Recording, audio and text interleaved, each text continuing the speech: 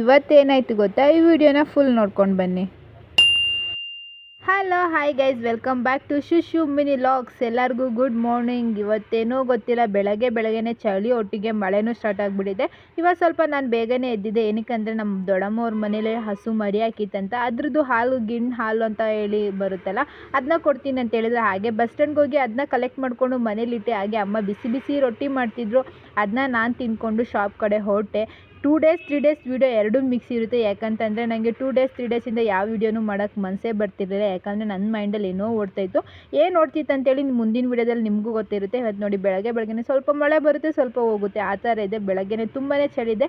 ಹಾಗೆ ಶಾಪಲ್ಲಿ ಸ್ಟಾಕ್ಸ್ ಬಂದಿತ್ತು, ಅದನ್ನೆಲ್ಲ ಓಪನ್ ಮಾಡಿ ಜೋಡಿಸಿಟ್ಟೆ. ಇನ್ನು ಅಷ್ಟರಲ್ಲೇ ತಲೆನೋವು ಬರ್ತಿತ್ತು ಅಂತೇಳಿ ಒಂದು ಟೀ ಕುಡ್ಕೊಂಡೆ. ಟೀ ಇಲ್ದೇ ಇರೋಕ್ಕಾಗಲ್ಲ, ಟೀ ಬಿಡ್ಬೇಕಂತ ಅನ್ಕೊತೀನಿ, ಬಿಡೋಕ್ಕಾಗಲ್ಲ. ನಾನು ಮೊದಲೇ ಹೇಳಿದ್ನಲ್ಲ 2 ಡೇಸ್ ವೀಡಿಯೋ ಮಿಕ್ಸ್ ಆಗಿರುತ್ತೆ ಅಂತೇಳಿ. ನಾನು ಯಾವಾಗಲೇ ಏನೋ ಹೇಳಿದ್ನಲ್ಲ, ನನ್ನ ತಲೆಯಲ್ಲಿ ಏನೋ ಐಡಿಯಾಸ್ ಓಡ್ತಿದೆ ಅಂತ.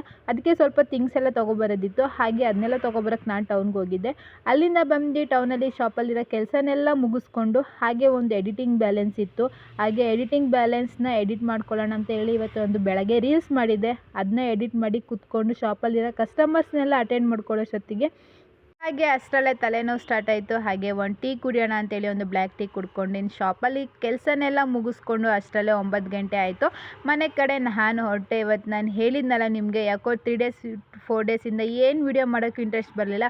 ವೀಡಿಯೋ ಮಾಡಬೇಕು ಅಂತ ಅಂದ್ಕೊತೀನಿ, ಆದರೆ ಮಾಡೋಕ್ಕಾಗಲ್ಲ. ಅರ್ಧ ವೀಡಿಯೋ ಮಾಡಿ ಅರ್ಧ ವೀಡಿಯೋ ಮರ್ತ್ಕೊಂಡೇ ಬಿಟ್ಟಿರ್ತೀನಿ. ಯಾಕೆ ಏನು ಅಂತ ಗೊತ್ತಿಲ್ಲ.